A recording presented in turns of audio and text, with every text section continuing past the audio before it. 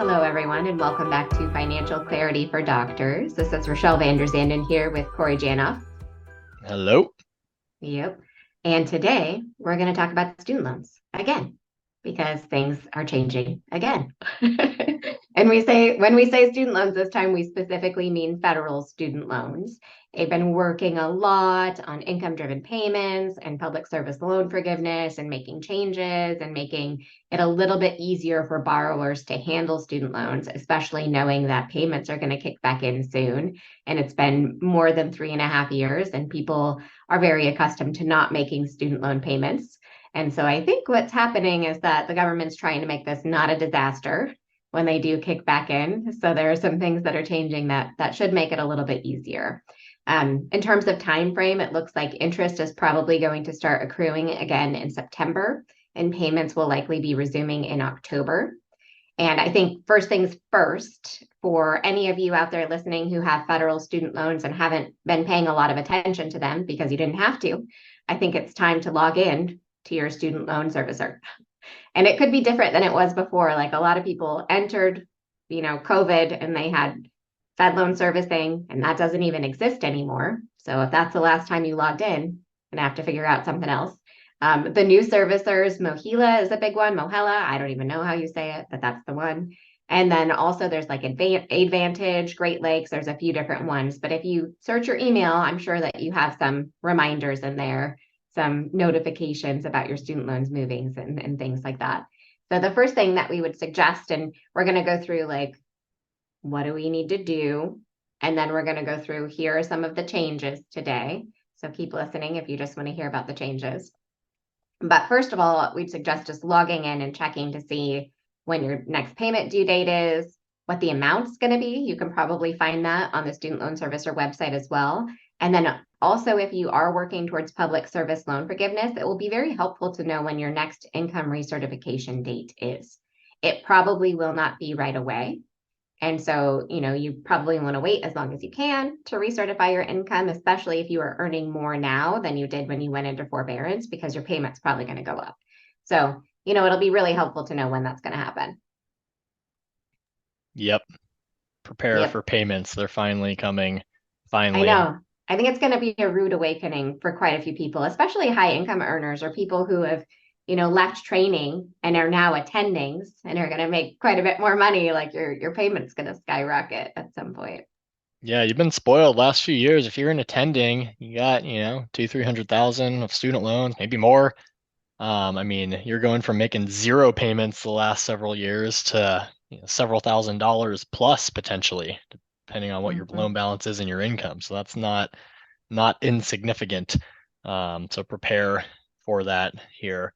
And yeah, just like Rachelle said, double check so you know what to expect coming forward. If you are pursuing PSLF, double check your employment certification. If you haven't done it in a while, maybe fill out that PSLF employment verification form, which is sent since the beginning of the pandemic has been consolidated into the PSLF application. It used to be two separate forms. Now it's just PSLF application, and you check a box at the top on what you're trying to do. Either you're applying for forgiveness, you're trying to see what your total payment count is, etc.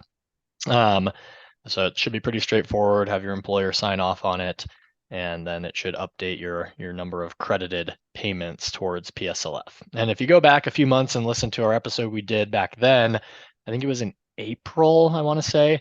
There was a looming deadline of May 1st, which has since been moved to the end of this year to get payments counted towards PSLF that previously wouldn't have counted. So go back and listen to that episode if you didn't, because there's still an opportunity to get some additional payments credited towards PSLF. Like if you were in forbearance at all during training, anything like that, you potentially could get a boost to your payment credits, or if you're on the wrong payment plan. So there's still time for those of you to potentially qualify for PSLF when previously it looked like it was not feasible for you. Right. I think So one thing about that is that if you log into Mohila, there is a place, and I mean, I'm only familiar with this through like secondhand knowledge, but there's a place in Mohila where you can log in and you can view all of the payment history that you have. And if you have any months that list like employment verification required, it means that that month there is a payment that could qualify if you worked for an employer that qualified. And that's pretty key because some of those payments may be ones like maybe you were in forbearance, like Corey said, maybe you weren't in what you thought was the correct payment plan, anything like that. But if it literally just says employment verification required, all they need to know is that you're working for a qualifying nonprofit or a government employer or something like that. So those are the ones you want to look for. And if you were working for someone, just submit a new employment verification for that time period. And that could take a little legwork, especially if it was a long time ago. But I think that that is the case for quite a few people. Yes. All right, on to some of the big changes. The big one here is called the SAVE repayment plan. And do you know what SAVE stands for? I forgot to look it up. Oh man, I bet I have it Pop open quiz. here. Yeah. So Hold anyways, on. doesn't Hold matter on. what it stands for. It's replacing REPAYE, which is the revised pay as you earn plan. So if you're in REPAYE currently, you're automatically going to be moved to SAVE. Don't know the exact date, but I think it's soon. I think the hope is this fall, probably January at the latest, but it's the government, so who knows? But eventually in the near future, you will be moved into the SAVE plan automatically. And we'll talk about what that means here in a second.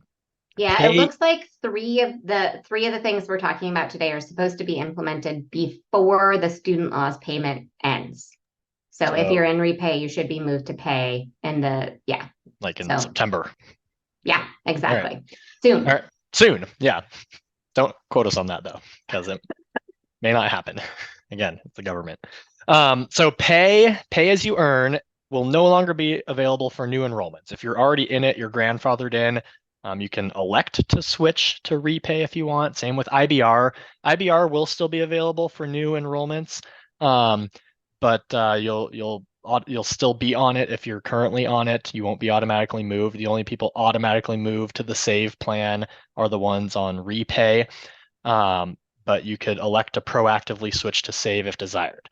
That being said, if you're on pay as you earn and you move to SAVE, you can't go back because pay as you earn is going away.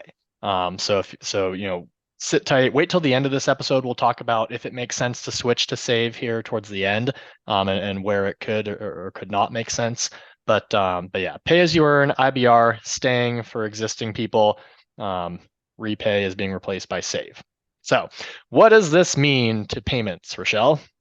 Yeah. So I think the big thing is that on the SAVE plan, your calculation for your payment is changing. So right now, the repay and pay as you earn both say that your payment is 10% of your discretionary income. That piece is not changing. What's changing is how they determine what discretionary income is. So really, it's supposed to be the amount of money like above what you really need to survive, right? So it's 10% of that amount. So previously, that was determined based on 150% of the poverty line. So 150% of your wages based on the poverty line, they determine that you need. And then it's 10% of the amount above that, that ends up being your payment. And that's what the current calculation is. With the new SAVE plan, now it's going to be 225% of the poverty line. So it's just that chunk of money that you automatically don't have like a calculated payment amount based on. That's what's changing. That's what's increasing. So they've determined you really need more of your money to like pay your bills and do things like that than they have previously determined. So because of that, like the amount that's considered your discretionary income is smaller, and therefore your payment will likely be smaller as well. So it's still not like a huge amount of money that they determine you need to survive. Like it's kind of still surprising, like where the poverty line is, for example. But if you're a trainee, especially if you have a family, it may mean that you don't have a payment. Like your income driven payment calculation may be zero. If you're a single filer, it could still be very likely that you have a payment, but it'll be smaller, which is nice. Yeah, I just did a quick Google and it looks like 2022, so it's probably higher this year, but from studentaid.gov, for 48 states and DC, the poverty line for a family size of one, so it's going to vary based on how big your family is, was about $13,600. It's insane. So take 150% of that, or now Yeah. 225% of that, and then that's like the Yeah. baseline for, so I guess so I have 20, the math right in so front it's of me like here, Corey. $30,000 basically It's is yeah, it's 32,800 for a single borrower. If you make underneath that, it's your payment will be zero. It's 67,500 for a family of four. Is 225% of the poverty line as of now. And again, like Corey said, that kind of gets indexed for inflation. So if it's 32,000 for a family of one, if you're single, no kids, and you're making say 62,000, 30,000 more than that threshold, 30, then just that 30,000 more would be the 10% of. So you'd pay 3,000 a $300. year. So what Yeah. is that? 250 a month would be what your student loan payment is as a resident. Yep. Obviously it's going to vary. So I think in like California, maybe New York or something, the poverty line's a little different, um, but yeah, It's like so Alaska and Hawaii or something like it's something surprising, hmm, but all yeah. right. So yeah, your payments as a trainee, in most cases are going to be 2, 3, 400 a month, maybe more if you're married and have your spouse has some income and you're on a plan that includes your spouse's income. But Mhm. moving on. So Yeah. another big change. It's everything's moving electronic, I think. Woohoo! So they say. So it's going to be an electronic form that you fill out. You don't need to get wet signatures from your employer. Supposedly there'll be you can like enter it on the website, your employer's EIN and info, and it'll just automatically go to them via DocuSign or something for someone at the employer to sign off on. So supposedly, in theory, this will expedite the process, make it easier to obtain signatures from your employer or past employers. And then once it's signed by the employer, it automatically goes to the servicing provider, which would be Mohila if you're pursuing PSLF. So it should make the process faster. We'll believe it when we see it. You can still get wet signatures though, if desired. So, if you're having trouble with the system or you can't find the employer's EIN or something, or it doesn't show up right, you can always, take the form in and get it signed. Or if they're not signing the electronic version, you could march into HR's office and be like, sign this form to verify I work here, please. And, Mhm. but anyways, so that should hopefully make things a little bit better for you. Yep. And the other thing is that you can also, moving forward, you should be able to link your IRS, like tax filing information, to your income certification so that your income is automatically recertified each year. Um, so that it's supposed to be able to update your income and your family size. So how many dependents you have is also on your tax filing and things like that. That is something where we will want to be a little bit cautious about timing of income certification. So like if you usually certify your income end of February, don't file your taxes super fast. Like we don't want your new taxes filed if your income has increased until after your income certification goes through. So kind of like keep an eye on that. This will be interesting to see like how it works in practice, like what the timing is and things like that. But it'll be nice to not have to do one more piece of paperwork and make sure that you get that done. Yeah, I'm curious. I think it's an optional thing to link, but I'm wondering if in the future it's just going to be an automatic deal that they sync up, make it everyone's lives easier. And yeah, so this will automatically recalculate your payment amount, which is convenient for you, and continue to renew your terms each year. Another one, interest rate subsidy. So this one's huge, especially if you're in training, because a lot of the time for trainees, the payments you make, we talked about that example earlier where your payment would be 250 a month. That doesn't even scratch the surface of what your total interest is going to be. Like if you owe $250,000 in student loan debt at 7% interest, that's like $20,000 almost in interest each year, but you're only paying 3,000. So you're not even coming close to covering the full interest. So if you're on one of the income driven payment plans, so moving forward, save, grandfathered into pay as you earn, or IBR, as long as you're making your required minimum monthly payment, no further interest will accrue on your loans. So in theory, your loan balance should not grow. So if average med student finishes with $200,000 of student loan debt, they should finish residency with $200,000 of student loan debt rather than 250 or 300,000, with all the accrued interest. So you shouldn't be accruing any interest moving forward as long as you're making your required monthly payment. Yeah, I think the one other thing that we talked about with the repay interest subsidy previously is that if you like moved out of repay after the fact, all of that interest that you were supposedly like taken away from your loans, that like 50% calculation, was added back if you switched out of that payment plan. So it looks like on the new save plan that that's not the case. So that's also huge. So you get a larger interest subsidy. And if it ends up that you don't want to be on save long term because you want to refinance or something like that, it doesn't look like that interest is going to get added back in. So this is something that, I don't know that it's super clear about refinancing. It just said something about like if you switch between payment plans. So I think that still remains to be seen, but it's very possible that that could save you so much in interest, whether you're going private practice or you're pursuing public service loan forgiveness. Yep. Let's see, they've simplified the full-time work requirement to just be a flat 30 hours a week. So different employers have different definitions of what they consider full-time. At one employer, you need to work 40 hours a week to be full-time. Another, it's, 32 hours a week.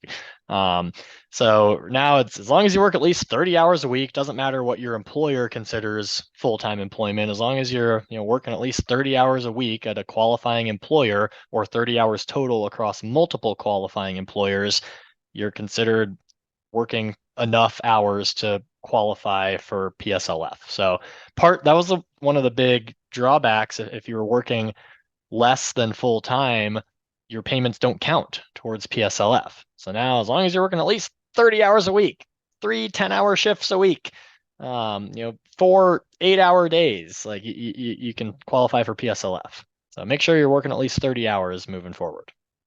Yeah. One of the prior pitfalls of the program was paid ahead status. So we often had clients come across this where maybe they paid extra or something like this, or they put a lump sum towards their loans. And then after that, like they were considered in paid ahead status. So when they made their income driven payments, it didn't even count because they technically didn't have a payment due, which was just silly. It was just this ridiculous bureaucratic little mess up, basically. So they fixed that so that paid ahead status no longer results in future payments not counting.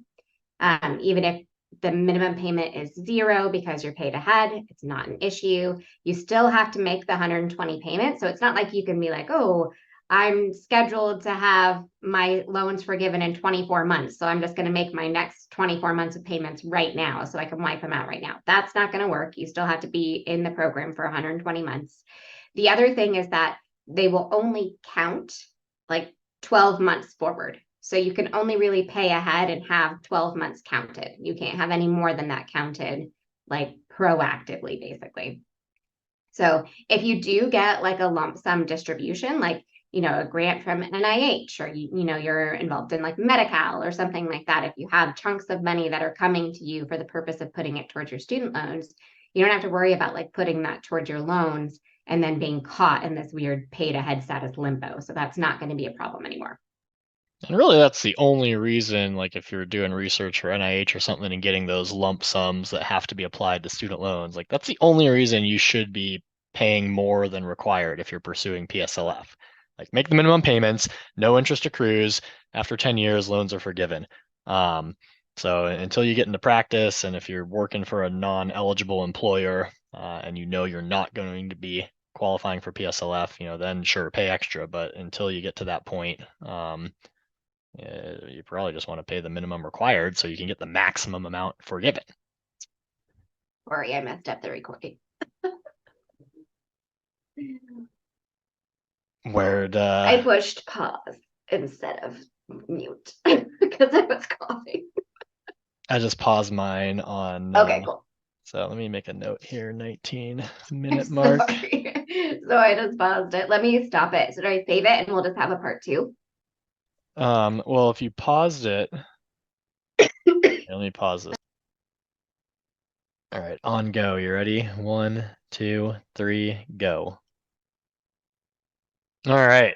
Next up, certain types of deferment and or forbearance will now count as credited payments, kind of like the last 3 years of COVID forbearance count as payments towards PSLF. So there's, I mean, you can Google the list, but administrative forbearance is a big one. So like when you're switching between payment plans, usually there's a couple months of where it's like in forbearance while they process it. So that time period now still counts as qualifying payments towards PSLF.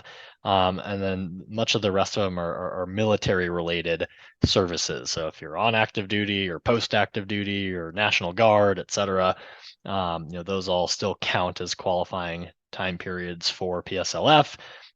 Looks like if you're going through cancer treatment, you can put your loans in deferment during that time and have them still count.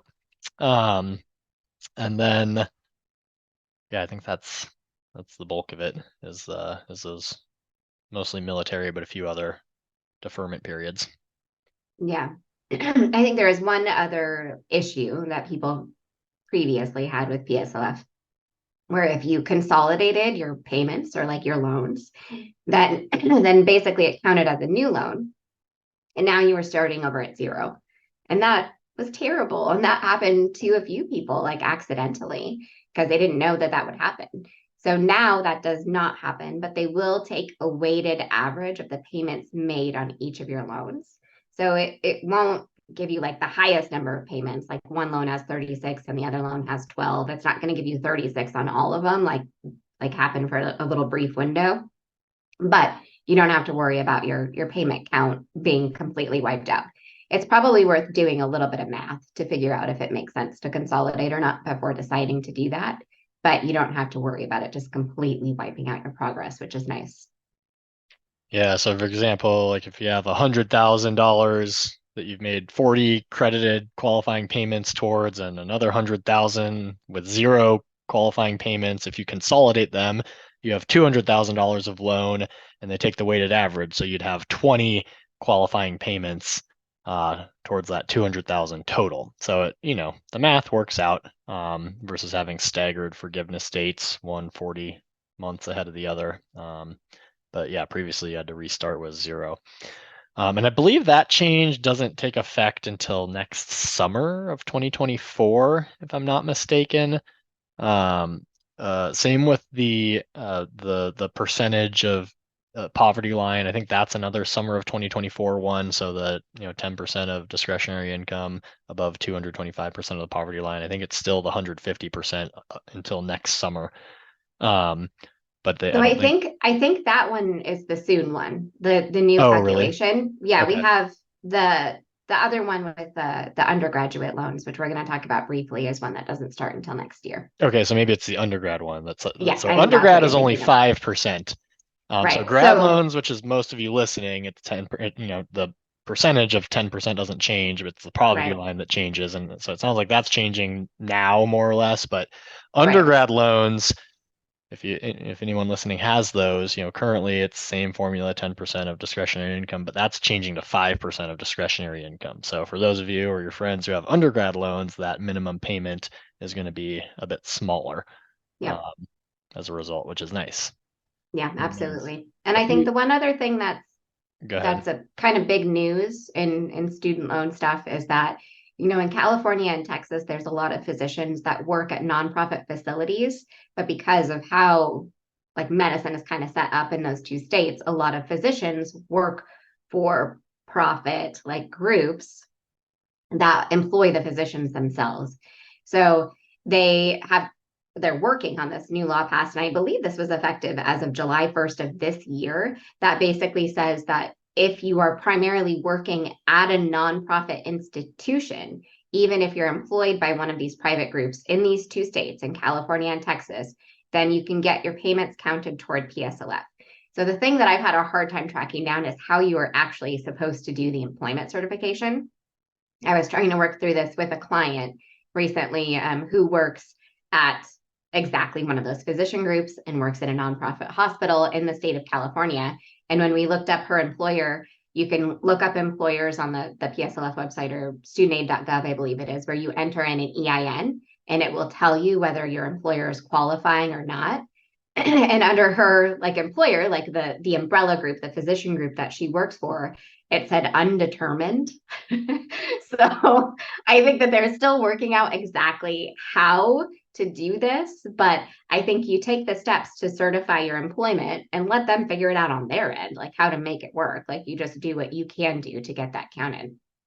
Yeah, my understanding, and I could be wrong, is that you fill out the employment certification using the nonprofit qualifying employer's EIN and everything, and you just need to get someone at that location to verify that you physically appear at that physical location. Um, which again, Yeah, if I it's think there were two different ways that I saw online where it's like one is yeah, like you have your employer fill it out, the person that pays you, or maybe you have the facility fill it out. But I don't know that the facility would necessarily be willing to sign off on that because you don't technically work for them. So I think it's going to be really interesting to see how this evolves. But we're going to jump through some hoops and eventually like there will be some troubleshooting and it will figure itself out.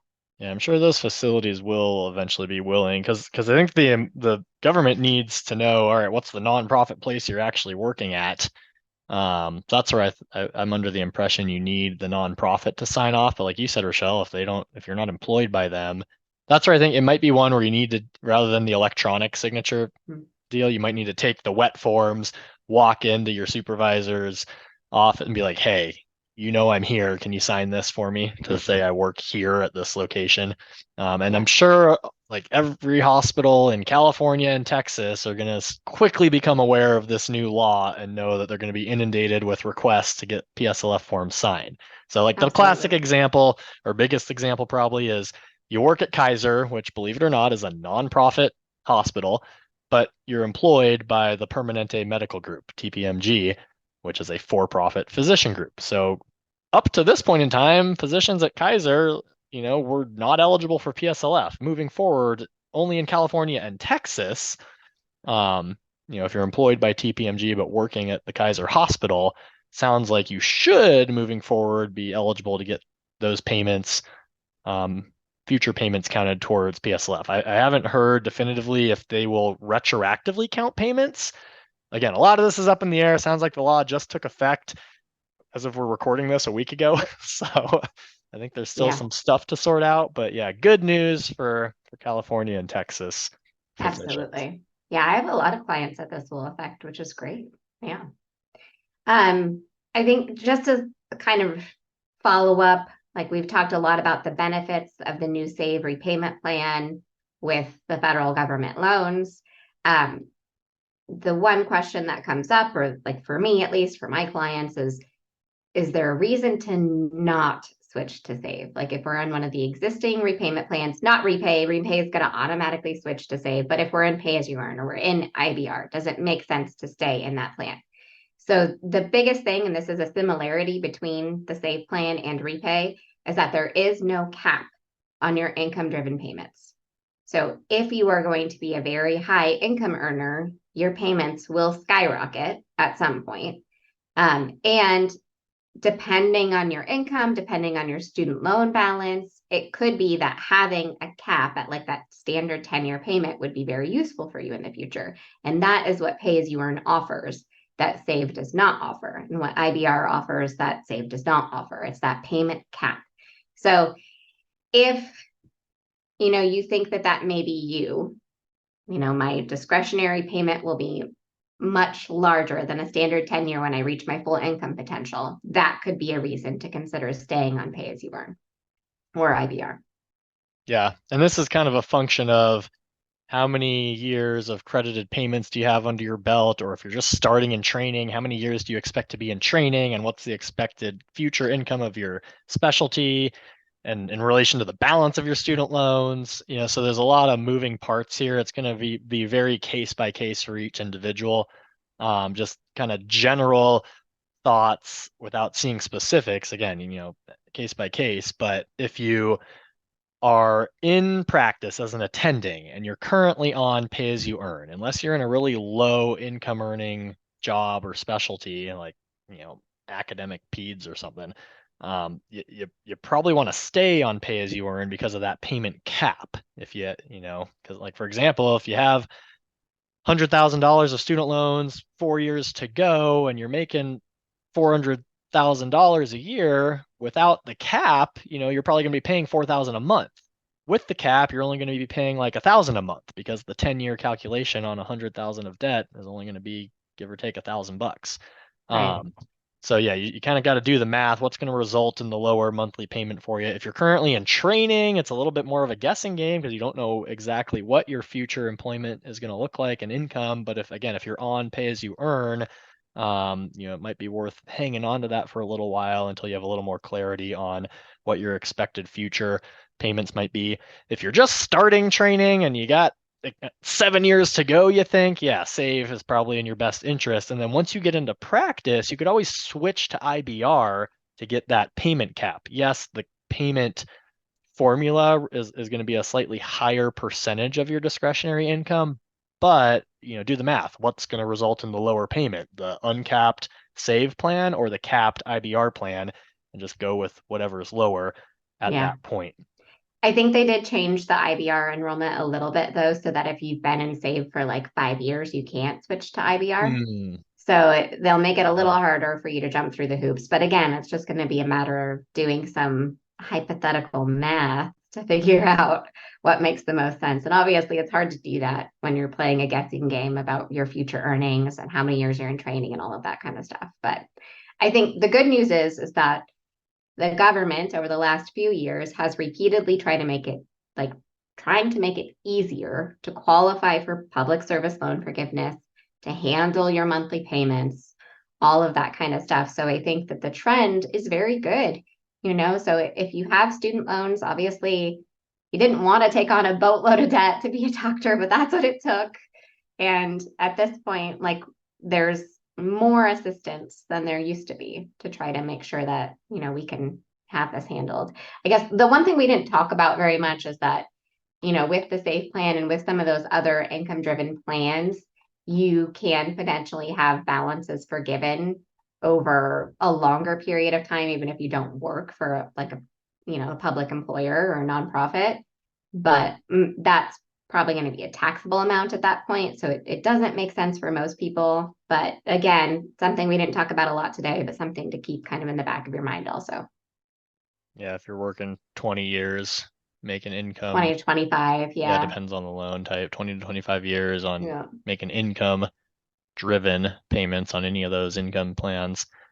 Whatever's left after 20 or 25 years gets forgiven. No one's reached that point yet. That law was enacted, I believe, in 2007. So 2027 would be the earliest first people that would be eligible.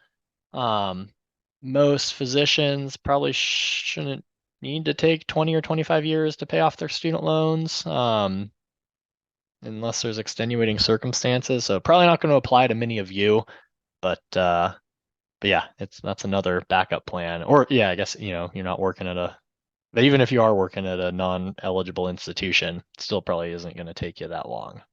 Mm-hmm. Yeah. Well, let us know if you have questions. There's lots of resources out there that you can read about. We'll include a few links to the federal government announcements about the SAVE plan and things like that. So you can read some things directly from the source in the show notes. So if you want to look at that, just take a glance at the show notes from this episode. And again, feel free to reach out anytime if you have questions. There we go. Go team. See you next time. Thank you.